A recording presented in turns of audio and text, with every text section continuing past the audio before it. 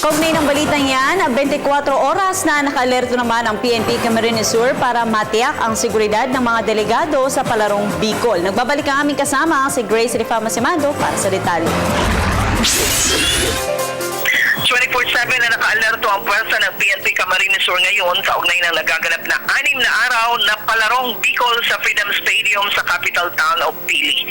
Ipinahayag ngayon ni PO3 Nono Calonge, PIO ng Pili PNP. Binigyan sila ng halos 100 pulis mula sa PNP Provincial Office bilang augmentation force para sa pagbigay seguridad sa lahat ng mga delegadong kalahok sa palarong Bicol.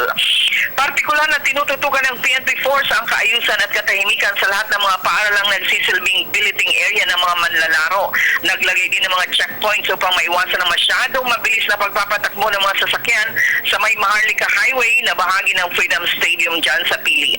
Pahayag ng Pili PNP mula nang buksan kahapon ang palarong Bicol, wala pa naman silang natanggap na reklamo o ulat hinggil sa mga kaso ng pagnanakaw, pananalisi o pandurukot.